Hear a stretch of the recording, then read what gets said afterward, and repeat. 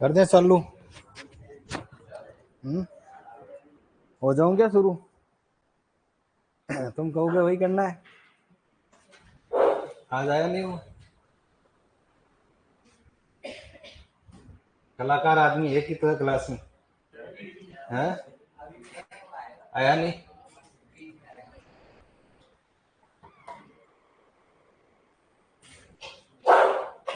Online वालों भाई sound video clear है तो फटाफट से थम्स अप करो। स्टार्ट करते हैं। रामदेव जी तो हो गए थे ना अपने पूरे।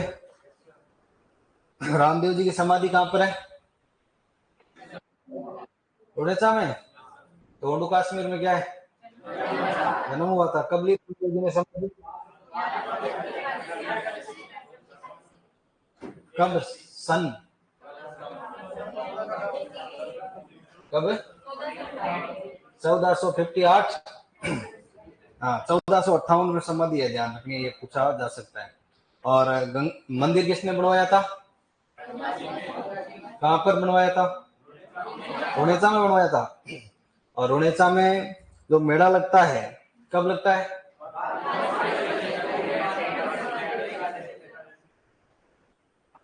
कब लगता है? अब बता। हाँ कब से? 20 से 11 तक कौन से महीने में? भाद्र के शुक्ल पक्ष की 11 तक। और मेले में भीड़ ज्यादा होती है कम होती है? इसलिए क्या कहते हैं उसको? मारवाड़ का कुंभ कहते हैं। सांप्रदायिक सद्भावना का मेला कहते हैं। और रामदेव जी का जो ससुराल है वो कहाँ पे था? अमरकोट। दलेल सिंह सोडा तो ससुर जी थे। पत्नी का क्या नाम था? नेतल। रामदेव जी का जो झंडा होता है उसको क्या कहते हैं? नेजा कहते हैं। कितने रंग का होता है वो? 5 रंग का नहीं हो तो दोनों। हाँ। और मंदिर को क्या कहते हैं? देवरा कहते हैं। रात्रि जागरण को? रामदेव जी ने भाई सांप्रदायिकता की जो भावना है, भाईचारा बढ़ाना है, उसके लिए कौन सा आंदोलन चलाया था? कौन सी किताब लिखी थी? कौन सी? 24 वाणियां लिखी थी। ठीक है तो फिर इतना चिल्ला क्यों रहे हो? लिख दी उन्होंने। रामदेव जी किताब हो गई, मंदिर हो गए। राजस्थान का जो मिनी रामदेव रहा वो कौन सा है? कुंडियावास। कहाँ पर है कुंडियावास? अजमेर में, कुचामण में, डीडवाड़ा में। अजमेर और डीडवाड़ा कुचामण के बॉर्डर पर है, सहयोगी नहीं। प्रमुख अनुयायी या प्रमुख भक्त।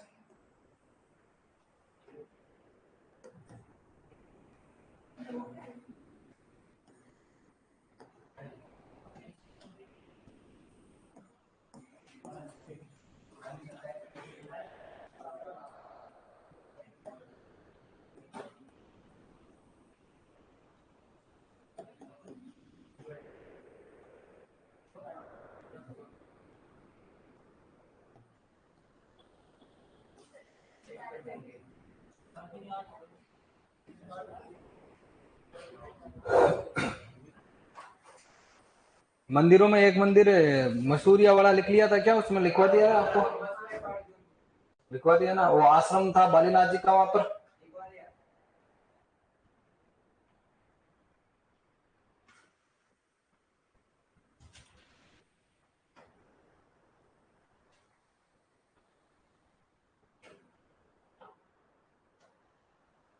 टेस्ट में क्वेश्चन आएंगे।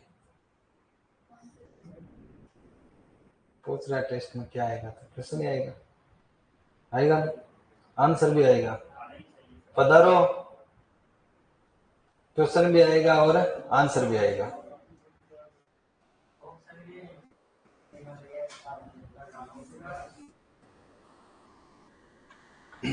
तो रामदेव जी के बाद में अगले लोक देवता पंच पीरों में शामिल है हड़बूजी। और हड़बूजी है सांखला राजपूत।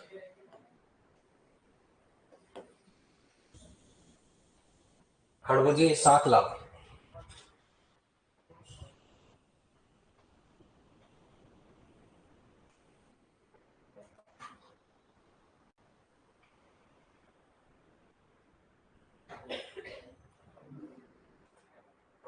टॉपिक भाई जो चल रहा है सारा ही, जो आपके कृषि अधिकारी और सहायक कृषि अधिकारी के सिलेबस के अकॉर्डिंग जो भी टॉपिक दिए गए हैं वो तमाम टॉपिक आपके जो टेस्ट हो रहा है उसमें आएंगे।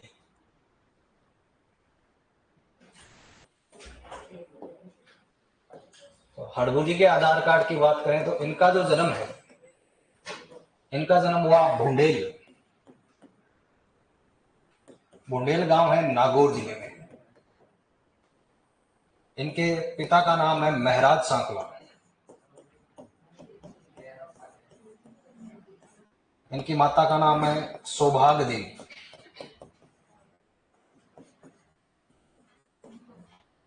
और गुरु जी का नाम है बालीनाथ जी।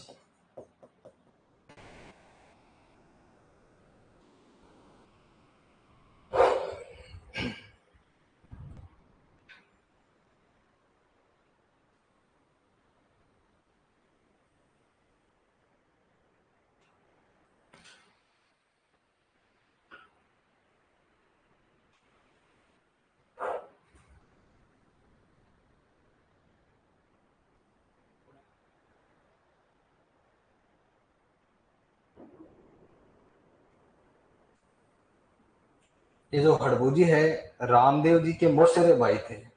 उन्हें चोर चोर मौसेरे भाई सुना होगा आपने। लोक देवता भी मौसेरे भाई है, क्लासमेट भी थे उनके। रामदेव जी के गुरु का क्या नाम था? बालीनाथ जी। और इनके गुरु जी का नाम क्या है? बालीनाथ जी। दोनों क्लासमेट थे। है? तो क्लासमेट थे तो मतलब एक ही टाइम के थे, समकालीन थे। हड़बू जी के बारे में कहा जाता है कि इनके पिता के देहांत के बाद इनको यूं एकदम बहुत दुख फील हुआ और ये सब कुछ छोड़ छाड़ के पास में कोई हरबम बाजार नाम का स्थान है, वहां पर रहने के लिए लग गए। फोन ऑन स्विच ऑफ कर लिया, किसी से मिलते नहीं थे, किसी से बातचीत नहीं किया करते थे, बहुत दुखी हुए। किसी से मिलते ही नहीं थे। तब सबने समझाया कि भाई आना जाना ये तो विधि का विधान है, लोग आते हैं जाते हैं, सब चलता रहता है। लेकिन हड़बू जी बहुत ज्यादा दुखी थे, मिले नहीं। तब रामदेव जी ने इनको मोटिवेट किया, भाई हड़बू जी ये तो चलता ही रहता है, इस दुनिया में अमर कौन है? अमर वही है जो कोई अच्छे काम करता है, उसके काम उसके कर्म अमर हो जाते हैं, बाकी जो इंसान है उनको तो जाना ही पड़ता है। आप भी कुछ ऐसे काम करो जिसकी वजह से दुनिया में नाम हो, जनता का भला हो, कल्याण हो। तो हड़बू जी ने कहा रामदेव जी मेरे को तो ऐसा बात ही नहीं, आप तो कितना अच्छा भाषण वाषण दे लेते हो और सब मोटिवेट हो जाते हैं आपसे, तो मेरे को तो ये आता नहीं है, तो क्या करें? तो आप ये कोर्स ज्वाइन कर लो। मुझे भी नहीं आता था पहले, मैंने भी एडमिशन लिया किसके पास है? बालीनाथ जी। तो मुझे किसने सिखाया? बालीनाथ जी ने। तो हड़बू जी ने भी एडमिशन लिया फिर किसके पास है? बालीनाथ जी। अपने मारवाड़ क्षेत्र में अकाल वकाल पड़ते ही रहते। तो जो हड़बू जी है इनका मुख्य काम था गायों की सेवा। जब भी अकाल पड़ता तो भाई आसपास गायों के चारों की व्यवस्था नहीं होती, दूर दूर से कोई चारा पाना, जो स्वस्थ गाय होती थी वो चर के आ जाती, लेकिन जो विकलांग गाय, बूढ़ी गाय, बीमार गाय होती थी वो भूखे मर जाती थी। तो हड़बू जी के पास एक बैलगाड़ी थी। उस बैलगाड़ी से हड़बू जी जंगल से बीमार जो गायें होती थी उनके लिए चारा लाते और उनकी सेवा किया करते थे। तो गायों की सेवा करने के कारण हड़बू जी को लोक देवता के रूप में पूजा गया। हड़बू जी शकुन शास्त्री थे। आगे क्या होगा, भविष्य की जो घटनाएं उनका पहले ही पता चल जाता, जैसे मुझे भी पता चलता है थोड़ा बहुत। नहीं चलता है? चलता है नहीं चलता है? तो हड़बू जी इतना तो नहीं, लेकिन मेरे को भी थोड़ा बहुत क्या है, शकुन आते रहते हैं। जैसे मेरे को पता चल जाता है रिचार्ज कितनी तारीख को खत्म होने वाला है, आगे होने वाली घटनाओं का पता चलता है ना। अब तुम्हारा तुम पढ़ोगे तो तुम्हारा सिलेक्शन हो जाएगा, पता चल रहा है नहीं चल रहा है? और कहीं उल्टे रास्तों पर जाओगे तो तुम्हारे साथ क्या क्या हो जाएगा, पता चल रहा है? तो ऐसे ही हड़बू जी शकुन शास्त्री थे। आगे होने वाली घटनाओं का इन्हें पता चलता था। इसका जो उपनाम है, अन्य नाम है, वो है शकुन शास्त्री। और इनकी बातें हो जाती थी सही तो इन्हें कह देते हैं वचन सिद्ध। इनके उपनाम में लिखो शकुन शास्त्री, उपनाम या अन्य नाम शकुन शास्त्री।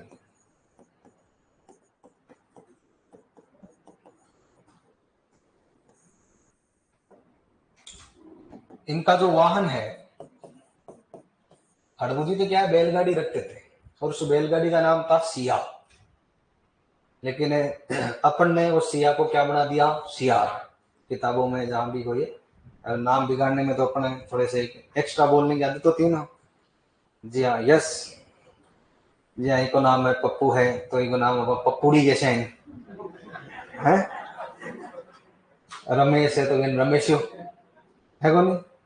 और सिकंदर आया तो उसका नाम अलेक्जेंडर था, वो अलेक्जेंडर टफ लगता था अपन ने, तो अपन ने उसको क्या बना दिया, सिकंदर। तो वैसे ही बैलगाड़ी का नाम था सिया, ज्यादा बोलना है तो अपन ने आर एक्स्ट्रा लगा दिया, क्या बना दिया, सियार। जैसे रमेश का रमेश हो जाता है, वैसे सिया का क्या हो गया, सियार। इनका वाहन था बैलगाड़ी, और इस बैलगाड़ी का नाम है सिया। चलो सिया बैलगाड़ी लिख देता।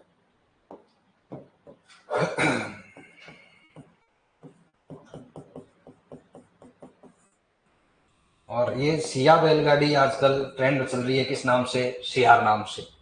जब भी एग्जाम में ऐसा प्रश्न आ जाए कि किसका वाहन सियार था, तो अपन को तो क्या बताना है, हड़बूजी, चाहे वो बैलगाड़ी हो या वो ओरिजिनल वाला सियार हो।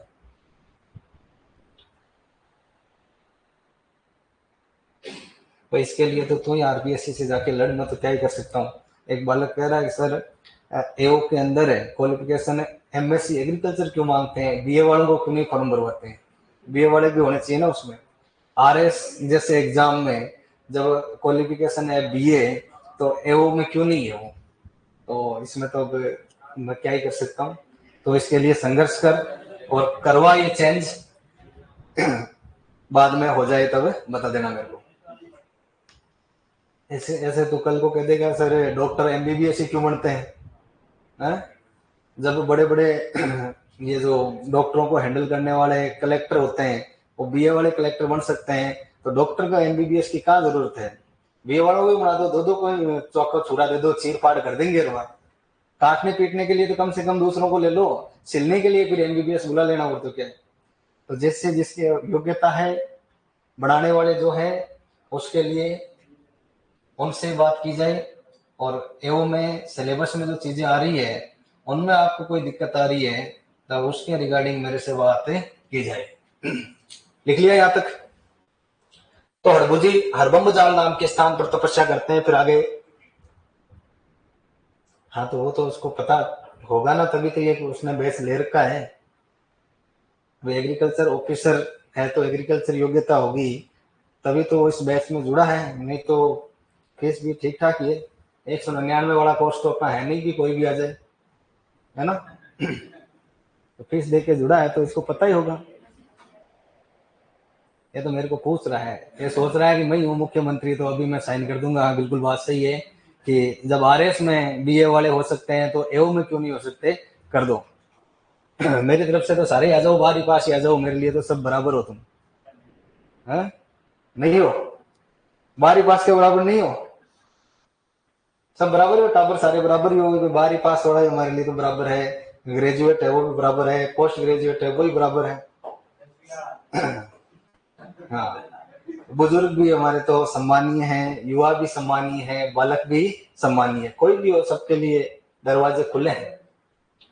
अब एवो का मतलब जो भी है। अब देखो एक बात और, जो नए जुड़े हैं ऑनलाइन उनको थोड़ा सा आगे पता नहीं है, ये तुम्हारे जो कमेंट होते हैं ना वो सिर्फ मुझे दिखाई देते हैं, आपस में तुम्हें दिखाई नहीं देते हैं। कई बार क्या होते हैं, नेतागिरी करने के लिए, अपनी इंप्रेशन झाड़ने के लिए फिर वो ऐसे बताते हैं ऐसे हो जाएगा वैसे हो जाएगा, ये क्यों नहीं होती वो क्यों नहीं होती।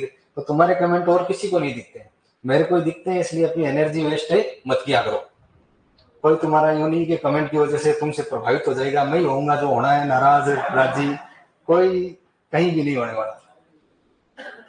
तो इतने लंबे लंबे पैराग्राफ लिख के अपनी उंगलियों को मत थकाया करो, इन पे ध्यान दिया करो। कमेंट सिर्फ मुझे दिखते हैं, अगर कमेंट सबके लिए खोल दें तब तक तो तुम पता नहीं एड्रेस लेके कहाँ कहाँ पहुंच जाओ। तुम टेली पे हो क्या, इंस्टा पे हो क्या, ऐसी बातें। सर कल क्या बताया था, नोट्स मेरा मिस हो गया, इतने में 7 समुद्र पार करके कोई नोट्स लेके आ जाए कमेंट में, बस तो टेंशन मतलब मैं लाऊंगा तेरे लिए नोट्स। इसलिए कमेंट तुम्हारी सुविधा के लिए, तुम्हारा ध्यान ना भटके इसलिए मुझे ही दिखाए जाते हैं।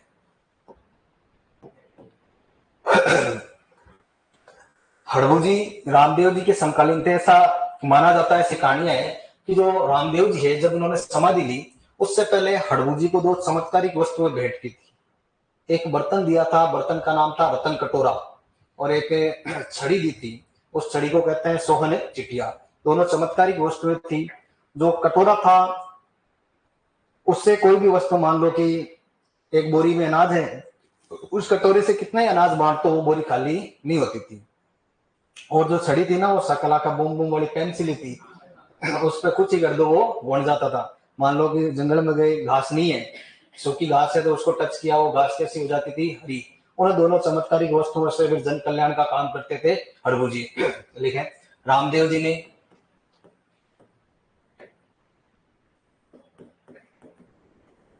हड़बू जी को दो चमत्कारिक वस्तुएं भेंट की।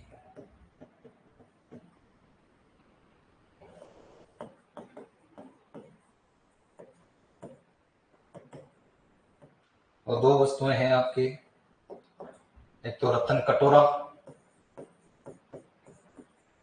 रतन कटोरा तथा बर्तन, और सोहन चिटिया।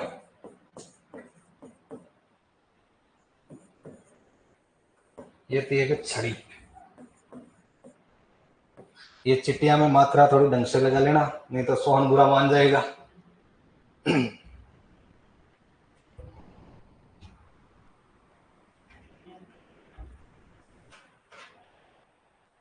अरे वो बुजुर्ग जो छड़ी रखते हैं उसको क्या बोलते हैं? है? लाठी तो अलग होती है ना, तो इस टाइप का ऊपर से मुड़ा हुआ टाइप का नहीं होता क्या? गेड्या। हाँ चलो कुछ भी हो, और जो भी है मान लो तुम, छड़ी थी एक, स्टिक अंग्रेजी में लिख लो और कुछ नहीं है तो वो तो सब बराबर ही होता है। गेड्यार, छड़ीर, डांगर, लाठ्यार, भटार, स्टिक लिख लो। मिरेकल स्टिक, चमत्कारिक हो जाएगा। मिरेकल का मतलब जादुई।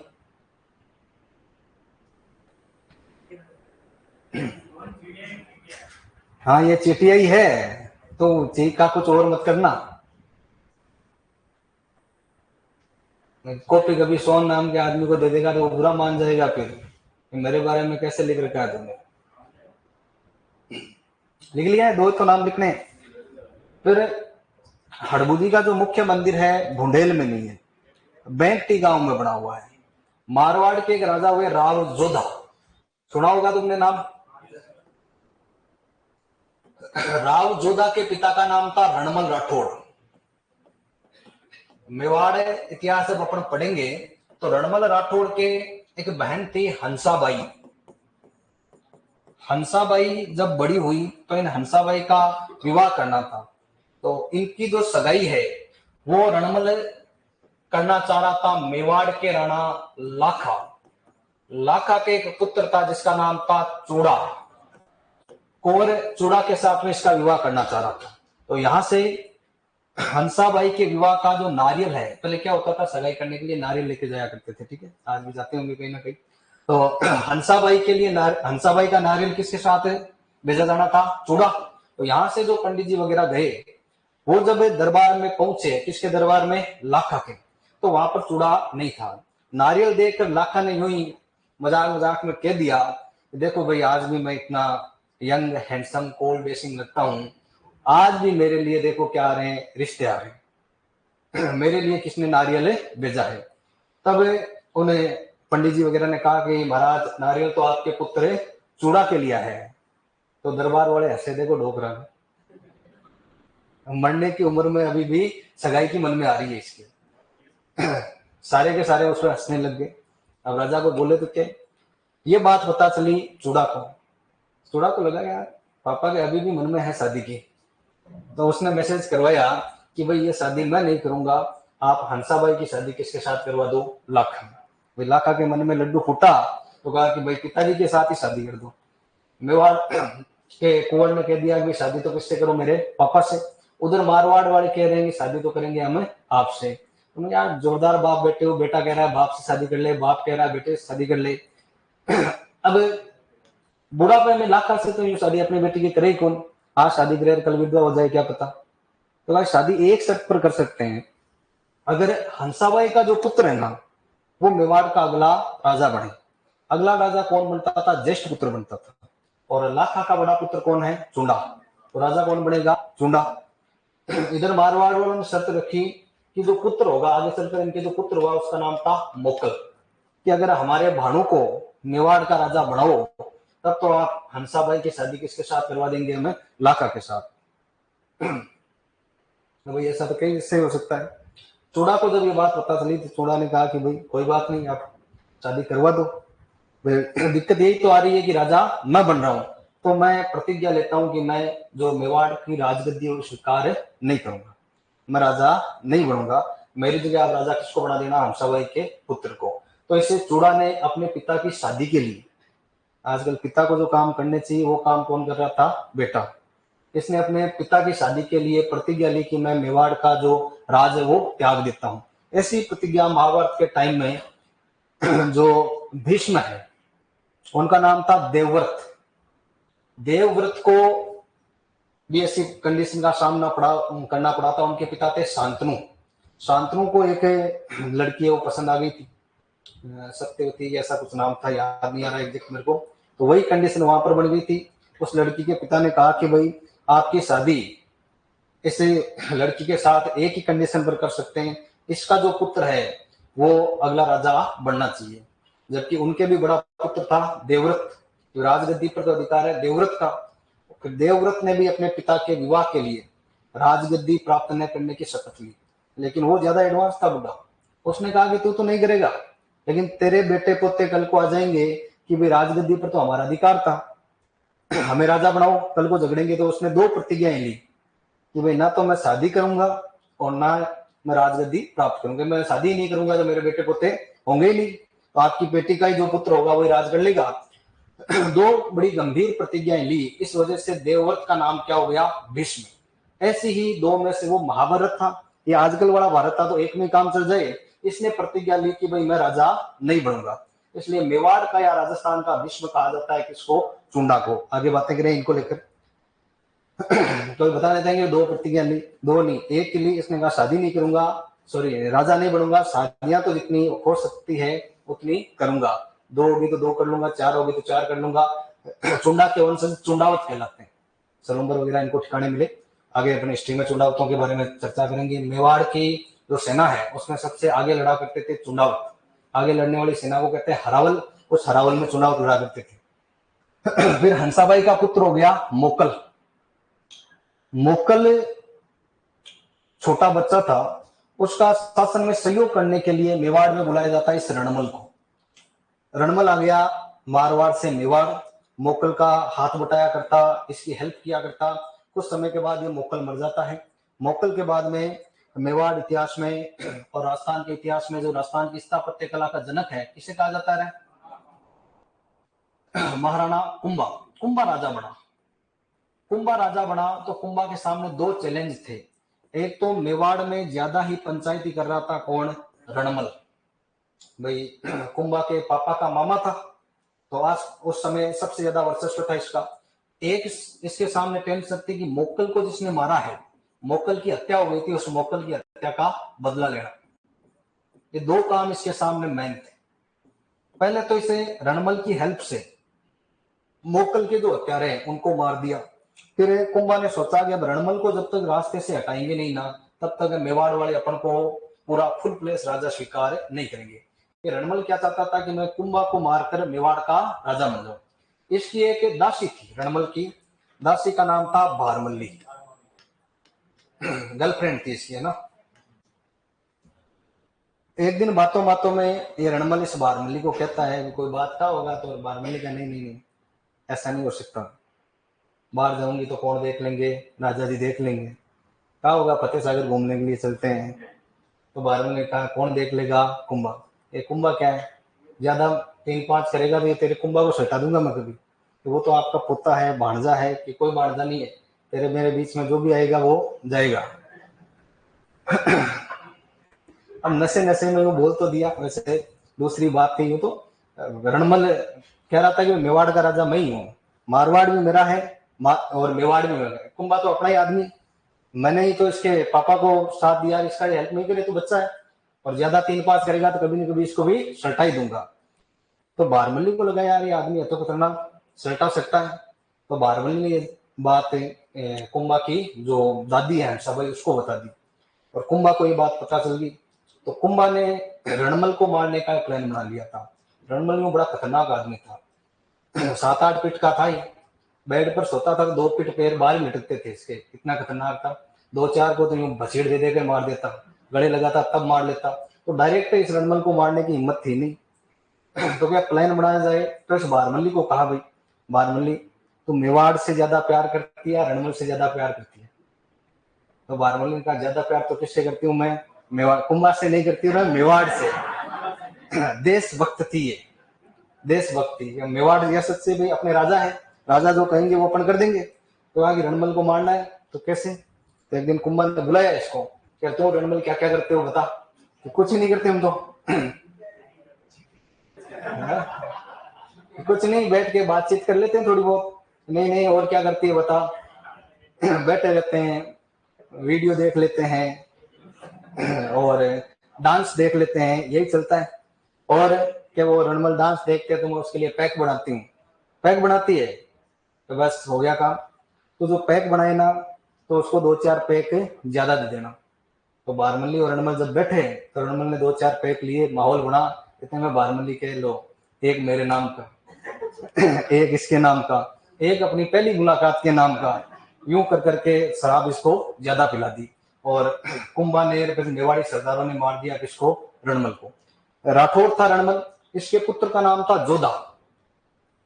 और वो यहाँ पर ये राठौर थे, जोधा थे, कुंभा चाहता था सबको ही सल्टा दो, ये हमारे मेवाड़ पर कब्जा करना चाहते हैं, इनको ही सल्टा देते हैं, कब्जा कर लेते हैं किस पर, मारवाड़ पर। तो रणमल मर गया, कुंभा जोधा को मारना चाह रहा था। जोधा को ये बात पता चल जाती, किसने सूचना दे दी, भाई जोधा भाज सके तो भाज, तारो रणमल मारियो जाए, कि जोधा यहाँ से भागना तो फटाफट भाग ले, रणमल तो मर गया है, अगला नंबर किसका है, तेरा है। जैसे ही जोधा को पता चला, जोधा ने चप्पलें हाथ में ली और सीधा बीकानेर में गांव पड़ता काहुनी, ननियाल था, यहाँ काहुनी आ गया और मारवाड़ रियासत पर 1438 में, मारवाड़ पर 1438 में अधिकार कर लेता है कौन, कुंभा।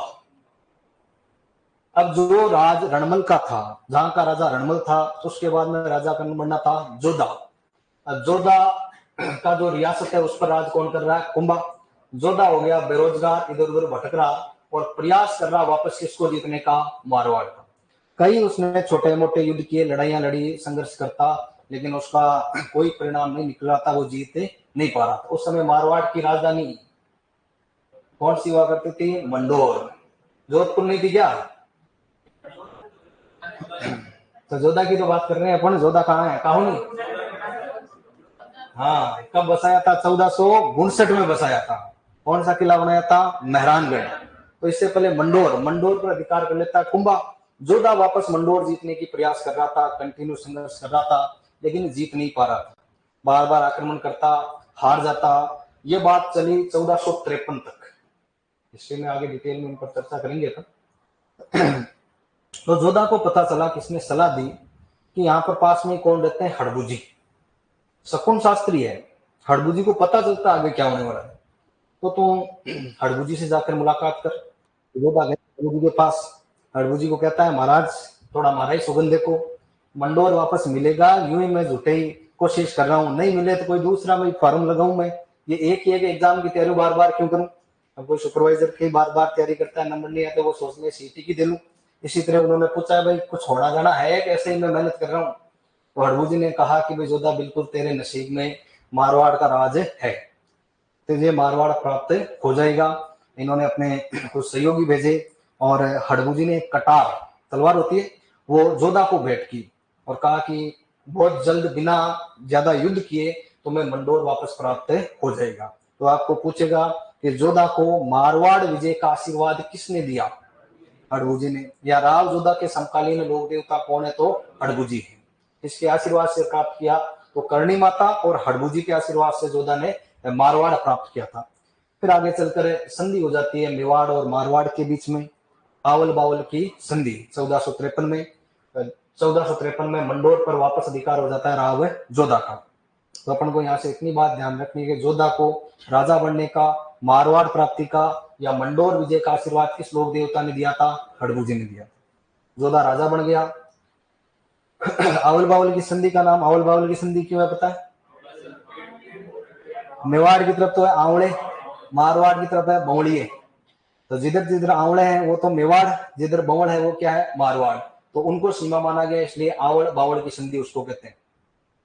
फिर जोधा जैसे राजा बन गया, जोधा को याद आए हड़बूजी, और हड़बूजी को जोधा ने 52,000 बीघा का एक क्षेत्र दे दिया, और वहां पर एक गांव बसता है बेंकटी। और हड़बूजी कौन से गांव में रहने लगे? बेंकटी में। और इसी बेंकटी गांव में हड़बूजी का बना हुआ है मंदिर। तो तुम्हें कहे जोधा को कटार किसने भेंट की, आशीर्वाद किसने दिया? तब तो जो हड़बूजी, और हड़बूजी ने जोधा ने हड़बूजी को क्या दिया? तो बेंकटी गांव दिया। या हड़बूजी को बेंकटी की जागीर किसने दी? तो राव जोधा। फिर यहाँ पर हड़बूजी का जो मंदिर है, ये जो मंदिर है हड़बूजी का, ये मंदिर बनवाया था मारवाड़ के एक राजा हुए अजीत सिंह। ये भी आपको विशेष बात ध्यान रखनी है कि समकालीन तो कौन रहा हुए? जोधा है, लेकिन हड़बूजी के मंदिर का निर्माता कौन है? अजीत सिंह है। और इनके मंदिर की बड़ी खास बात है, यहाँ पर मूर्ति की पूजा नहीं होती है। हड़बूजी कहकर गए भाई, गायों के लिए चारा कौन लाता है? बैलगाड़ी। अनाज कौन पहुंचाता है? बैलगाड़ी। तो तुम्हारा जो भी काम हो रहा है, कल्याण हो रहा है, वो किससे हो रहा है? इससे, बैलगाड़ी से। तो पेट भर रही है बैलगाड़ी, इसलिए मेरी पूजा, मेरी मूर्ति बनाने की जरूरत नहीं है। तुम तो किसकी पूजा करना? बैलगाड़ी की। तो हड़बूजी के मंदिर में किसकी पूजा की जाती है? बैलगाड़ी की। इसी बैलगाड़ी को मारवाड़ी में कह देते हैं छकड़ी। तो छकड़ा गाड़ी की पूजा कहाँ की जाती है? भी प्रश्न आया। तो इस बैलगाड़ी को कहा जाता है आपके छकड़ा गाड़ी। तो ये छकड़ा गाड़ी की भी यहाँ पर पूजा होती है। बेंकटी पहले था आपके जोधपुर में, अब बेंकटी आ गया कौन से जिले में? फड़ौदी। छोटी बेंकटी, बड़ी बेंकटी नाम के दो गांव है, बेंकटी फड़ौदी के अंदर है। मोरल ऑफ द स्टोरी, आपको चार बातें ध्यान रखनी है कि जो आपके हड़बूजी है उनका जन्म स्थान तो कौन सा गांव है? बुंदेल, नागौर का। मुख्य स्थान पूछे, मुख्य स्थान मतलब मंदिर की बात कर रहा है, तब कौन सा गांव है? बेंकटी गांव है। हड़बूजी के गुरु जी का क्या नाम बताओगे? बालीनाथ जी। मौसेरे भाई कौन है? रामदेव जी। और किसको राजा बनने का आशीर्वाद दे दिया था? जोधा। और जोधा को हड़बूजी ने क्या भेंट की थी? कटार। और जोधा ने क्या रिटर्न गिफ्ट दिया था? बेंकटी गांव दिया था। और हड़बूजी का मंदिर है बेंकटी में। मूर्ति की पूजा की जगह किसकी पूजा की जाती है? बैलगाड़ी। और हड़बूजी की बैलगाड़ी कौन सी? सिया। हड़बूजी की बैलगाड़ी का क्या नाम है? सिया बैलगाड़ी। और मंदिर किसने बनवाया था? अजीत सिंह ने बनवाया था। तो यहां तक लिख लिया। तो आगे लिखे आप यहाँ पर, हड़बूजी ने राव जोधा को, हड़बूजी ने राव जोधा को मारवाड़ प्राप्ति का आशीर्वाद दिया, या मारवाड़ विजय का आशीर्वाद दिया। हड़बूजी ने राव जोधा को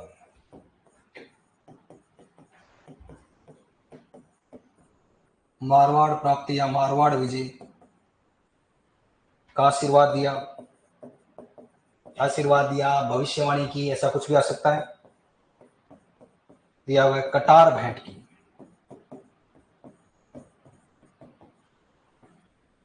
जोधा ने कौन सा किला बनाया था? मेहरानगढ़। नींव किसने रखी थी मेहरानगढ़ की? चंडी माता ने।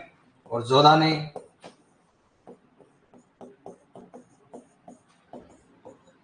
हड़बूजी को बेंकटी गांव की जागीर दी।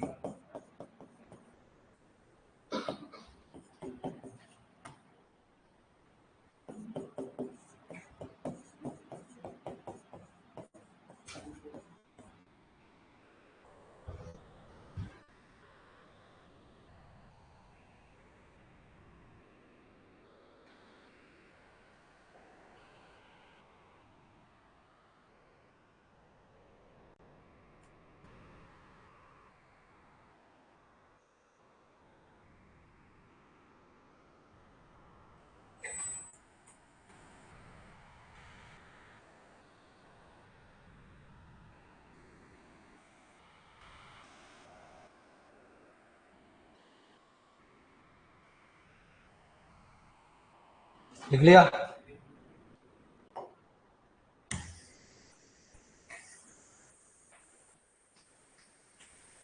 रामदेव जी को सातलमेर की जागीर किसने दी थी? मल्लिनाथ जी ने। प्रमुख मंदिर,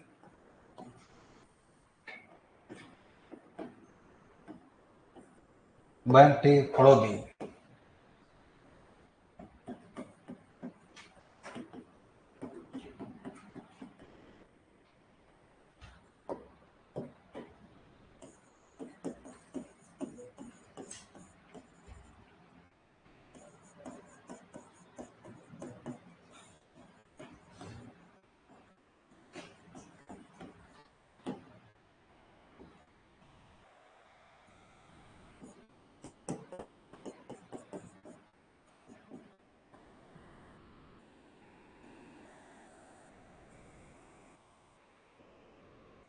तो बैलगाड़ी में कोई सोच ले कि अब तक बैल खड़े हैं, क्या बैल नहीं है यहाँ पर, क्या है, सिर्फ एक गाड़ी गाड़ी है। पुजारी होता है सांखला।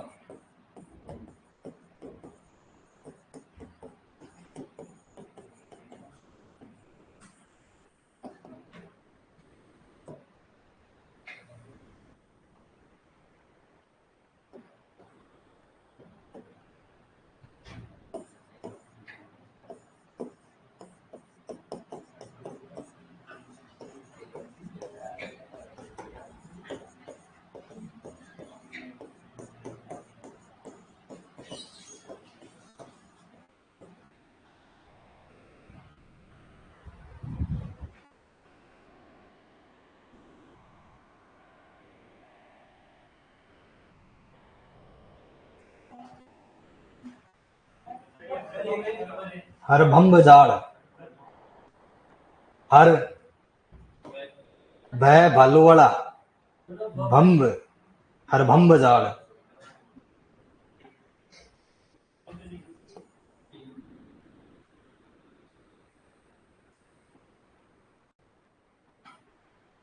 ठीक है क्या भाई?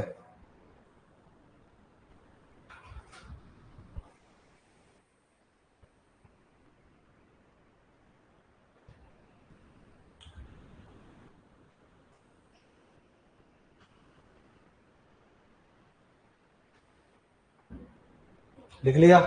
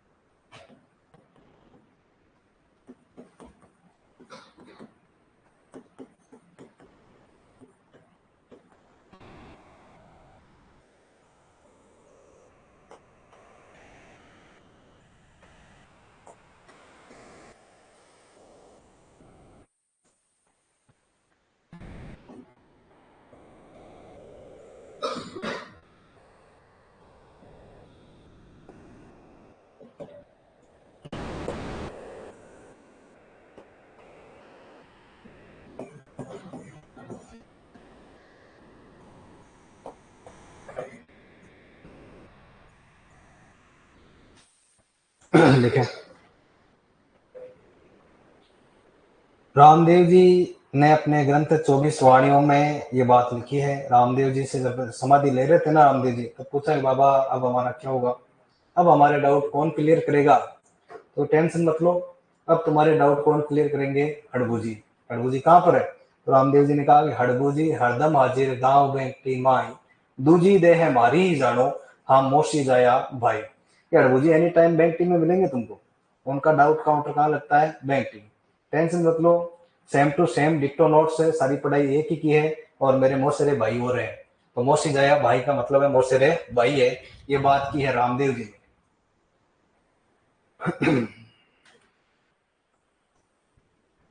हाजिर का मतलब है अवेलेबल।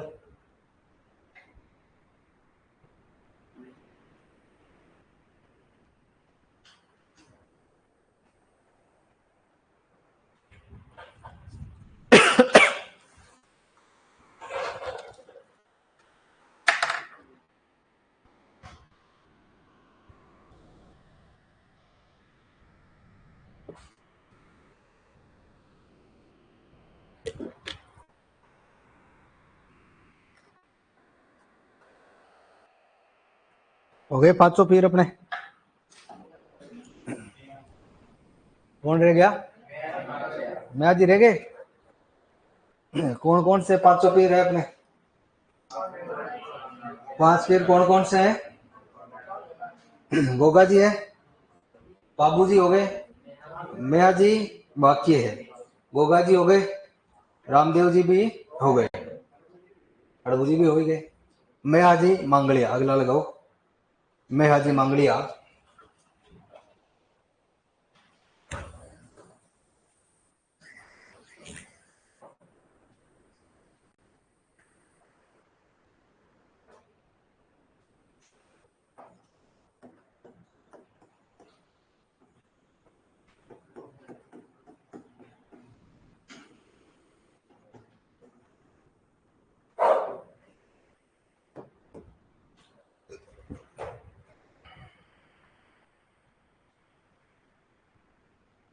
मैया जी का जन्म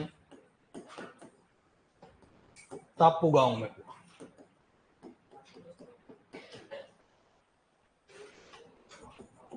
पिता का नाम कीतू करनोत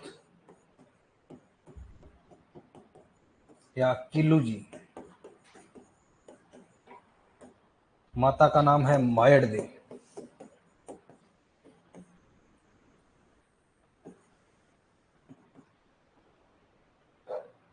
और इनका जो घोड़ा है उसका नाम है किरण काबरा।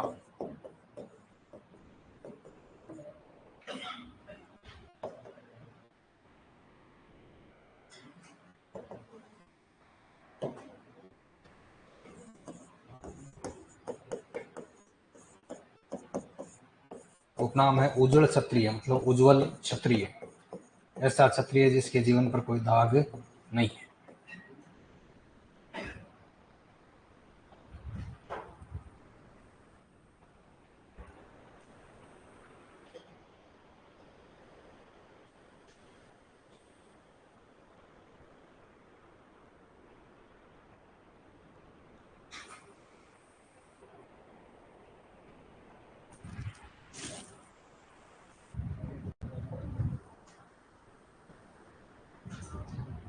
तो पाबू जी की जो घोड़ी है कैसे रंग की थी? पाबू जी की घोड़ी केसर काल में काली थी। और अपने गोगा जी की घोड़ी नीली। और तेजा जी की लीलन, बताया नहीं है ना, लीलन। और अपने उन्हें रामदेव जी का घोड़ा और मीरा जी का घोड़ा कैसा है, कैसे रंग का है? हरे कलर का। तो सबके क्या घोड़े हरे रंग के होते हैं क्या? हाँ, काले भी होते हैं। हाँ, तुमने सब देख रखा है। अब ये किरण काबरा कैसा है? बकरी देखी है तुमने? बकरी वो 4 पैरों वाली है ना। ये तो आसपास में क्या पता कोई तुम्हें बकरी बोल दे, वो बकरी की बात अपन नहीं कर रहे हैं। अब बकरी कोई कभी काली होती है, कोई सफेद होती है, कोई भूरी होती है, और कोई कोई बकरी पड़ियों काले भूरे चकते बने रहते हैं, स्पॉट रहते हैं ना। बिन गाँव में क्या गए, छपकाड़ी कहते हैं। तो वो जो स्पॉट वाला छपके वाला घोड़ा है उसका नाम क्या है? किरण काबरा है। मेहा जी को लेकर जो स्टोरी है कि मेहा जी अपने पिताजी के देहांत के बाद पुष्कर गए, जो अपना अस्थि विसर्जन करने के लिए जाया करते हैं पवित्र स्थानों पर। पहले तो अपने नजदीक एक पुष्कर था, अब तो पिकनिक की तरह पहुंच जाते हैं कहीं भी, हरिद्वार वगैरह गाड़ियां भर भर के जाते हैं लोग। पहले क्या होता था, इतने संसाधन नहीं थे आने जाने के, और अस्थि विसर्जन भी यूं मरने के बाद तुरंत नहीं होता था। अब कोई ज्यादा संपन्न होते वो तो ले जाते हैं, नहीं तो सिस्टम ऐसे होता, किसी की 10 साल के बाद जाती थी, किसी के 5 साल के बाद। गांव में मान लो किसी का देहांत हुआ तो वो उन अस्थियों को रख देते थे, भाई 5-10 इकट्ठी हो जाएगी ना, तब लेकर जाएंगे। तो एक कोई बंदा जाएगा, सबके एक साथ में ही करके आ जाएगा। वो अलग अलग जाए तो पैसे लगते हैं, पैदल जाना पड़ता है कितनी दूरी तक। आधों का तो पता ही नहीं था कि किसके दादाजी कहाँ चले गए, कौन ले गया। अभी तक वो खेलने पर टांगे डाले, कौवे वगैरह ले जाते इधर उधर, ऐसा भी हो जाता था। गाड़ के रखते थे, कहीं कहीं खेता में किया करेगा तो दादाजी है कोई का, पूजा करावे तो बस बाद में ध्यान पड़ेगा टाट का है। गाँव में आज भी चले यहाँ की बता। तो मेहा जी गए। नॉर्मली जब भी तीर्थ स्थान पर जाते हैं, आज भी तुम पूछ लेना, आजकल तो जाते हैं सेल्फी लेते हैं, बाकी पहले वाले दो काम जरूर करते थे।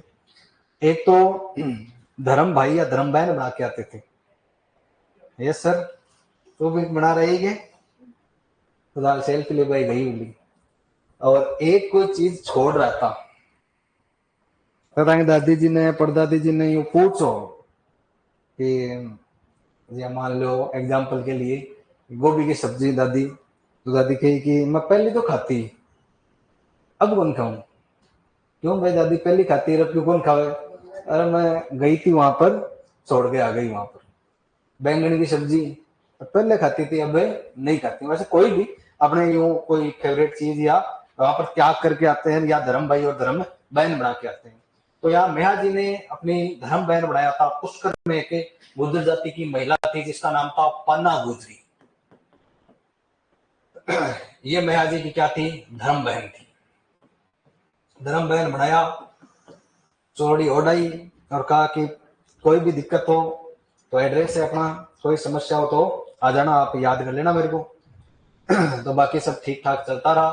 अकाल वकाल जब पड़ा तो ये गायें वगैरह और पशुधन ज्यादा रखा करती थी। तो अकाल के समय जब चारे पानी की व्यवस्था नहीं थी तो पाना गुजरी को याद आई अपने भाई की, और भाई का नाम क्या था, मेहा जी। मेहा जी कौन से गांव में रहा करते थे, तापू। तो पाना गुजरी अपनी गायों वगैरह के साथ कौन से गांव पहुंच गई थी, तापू गांव में। तो वहां पर मेहा जी ने खूब स्वागत किया, पाना गुजरी वहां पर रहने लगी, गायों के लिए चारे पानी की व्यवस्था हो गई। यहाँ पर एक कोई जैसलमेर साइड का कोई लुटेरा जिसका नाम बताया जाता है राणक देव भाटी, कई जगह दुर्जन साल भाटी आ जाता है, राणक देव भाटी नाम का एक व्यक्ति आता है यहाँ पर। और जो ये गायें थी पाना गुजरी की, ये गायें चोरी कर लेता है। इसकी गायें किसने चुरा ली थी, दुर्जन साल या राणक देव भाटी ने, ये चोरी कर लेता है, लूट ली थी। अब पाना गुजरी किसके पास आई हुई है, मेहा जी, और गायों की रक्षा करने की जिम्मेदारी भी किसकी है, मेहा जी की। तो मेहा जी ने पाना गुजरी की गायों के लिए युद्ध लड़ा, किसके साथ है, राणक देव। और राणक देव भाटी से युद्ध करते हुए मेहा जी हो जाते हैं वीर गति को प्राप्त। ये जो युद्ध हुआ, ये जिस गांव में हुआ उस गांव का नाम था, क्या नाम था रे, बापिणी। इस बापिणी गांव में फलोदी में पड़ता है, बाप बापिणी। जैसे आप ज्योग्राफी में आगे पढ़ोगे, बाप जो क्या बोलते हैं उसको, रण है, जो खारे पानी की झील होती है, थोक बाप ऐसे रण होते हैं, खारे पानी की झील है ये बापिणी। तो यहाँ पर वीर गति को प्राप्त हो गए, गायों के लिए युद्ध करते हुए जोंजार हुए मेहा जी, इसलिए इनको अपन किस रूप में पढ़ते हैं, लोक देवता।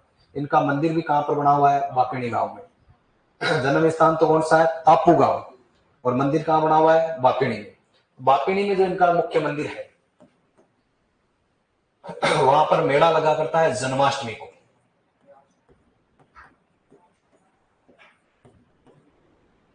बापिणी में फलोदी में। और मेया जी का जो पुजारी होता है वो होता है मांगलिया राजपूत। और इनके पुजारी की खास बात है, इनके पुजारी के वंश में वृद्धि नहीं होती, इनके संतान नहीं होती है, ये गोद लेकर ही अपना वंश आगे चलाते हैं। तो तुम्हें पूछेगा किस लोक देवता के बोपे की या पुजारी की वंश में वृद्धि नहीं होती है, तो वो कौन से, अपने मेहा जी, वंश वृद्धि नहीं होती।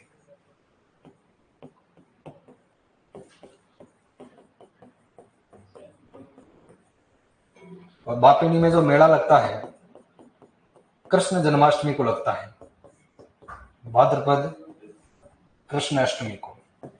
और जो मांगलिया राजपूत है वो इस भादवे की कृष्ण अष्टमी को, जो क्या है, जन्माष्टमी है, लेकिन मांगलिया इसको किस रूप में मनाते हैं, मेहाष्टमी के रूप।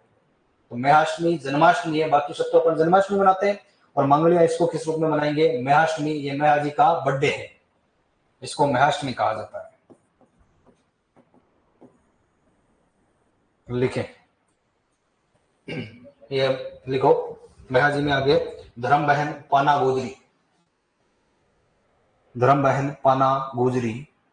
तो ध्यान रखना, लाछा गुजरी की गायें बचाई है तेजा जी ने, पाना गुजरी की गायें बचाई है मेहा जी ने। वहां एग्जाम में आता है तो फिर थोड़ा सा एक ही गुजरी याद रहती, लाछा गुजरी। धर्म बहन लिखा पाना गुजरी। अगली लाइन लिखो, मैं हाजी पाना गुजरी की गायों की रक्षा करते हुए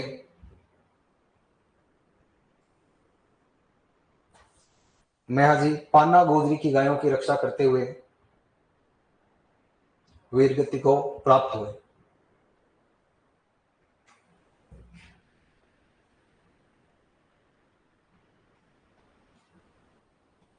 युद्ध किया किससे? राणा देव भाटी से।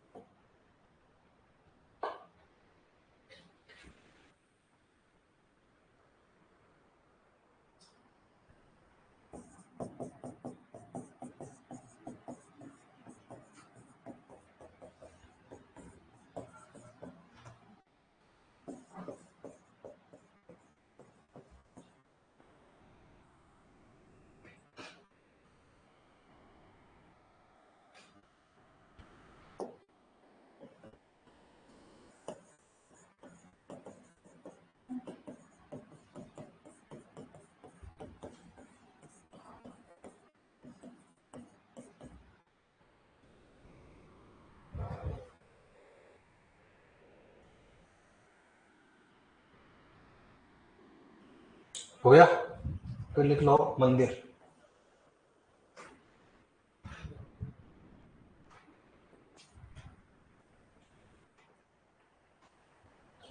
जन्माष्टमी को राजस्थान में दो आपको आगे चलकर मेले ध्यान रखने हैं। एक तो ये मेहाष्टमी वाला, एक है नरड पीर शक्कर बाबा। और झुंझुनू चिड़ावा में मुस्लिम संत है, लेकिन उनका मेला कब बढ़ता है? जन्माष्टमी के दिन बढ़ता है।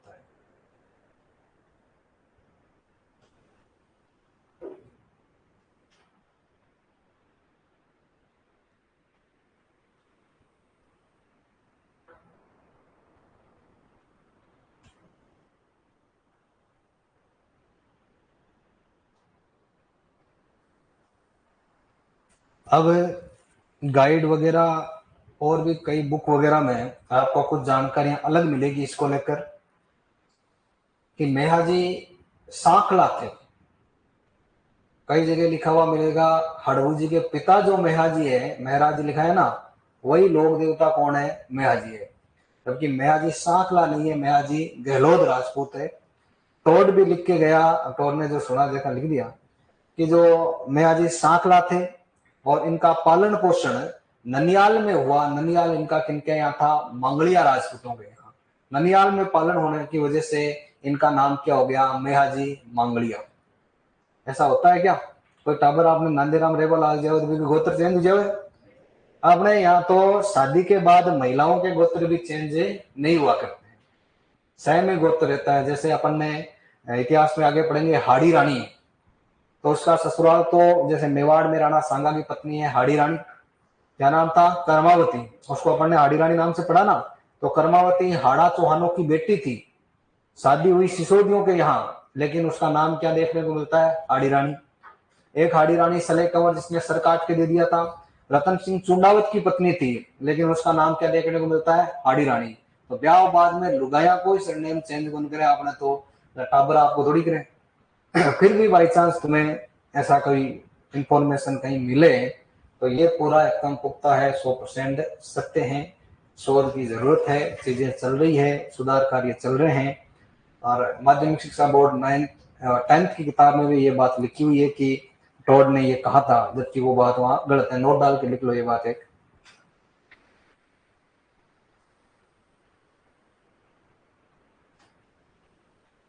वैसे तो जो विवादित चीजें होती है ना, वो आती नहीं है एग्जाम में, लेकिन फिर वही बात हो जाती है सर मैंने वहां पढ़ा था, वहां पढ़ा था। तो आप जहां भी पढ़ोगे वहां ऐसी चीज पढ़ोगे, लेकिन वो सही नहीं है।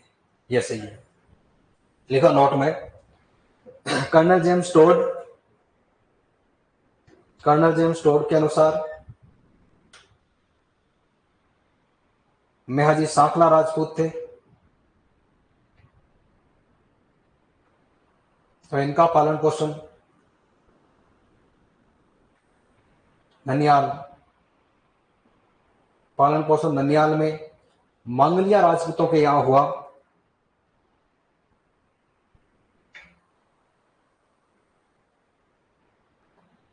इसलिए ये मांगलिया कहलाए। ननियाल में मांगलिया राजपूतों के यहां हुआ, इसलिए ये मांगलिया कहलाई।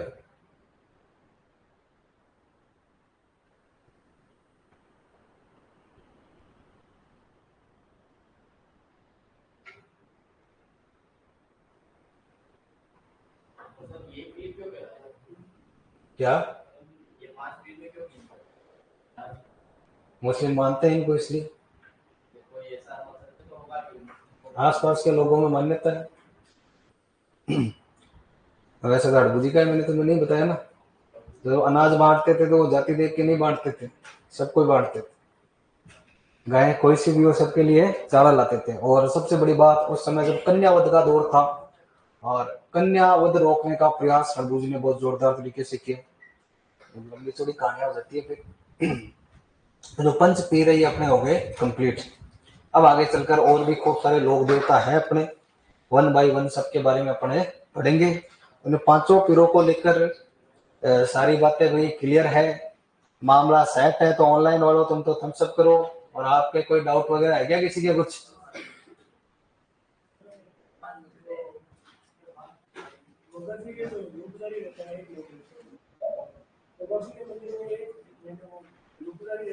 हाँ, तुमने खुद बताया भादवे में, तुमने खुद ही बताया था कि 11 महीने तो रहता है मुस्लिम पुजारी और एक भादवे के माह में रहता है हिंदू पुजारी। मेले मेले में रहता होगा भाई, मैंने तो जाके देखा नहीं, पूछा नहीं। तुमने खुद ही कहा था, मैंने पूछा ऐसा होता है क्या? मैंने कहा हाँ होता है ना। ये जानकारी तेरी दी हुई मेरे को, ठीक है। कितने दिन रहता है ऐसी इतनी अंदर घुस के आपसे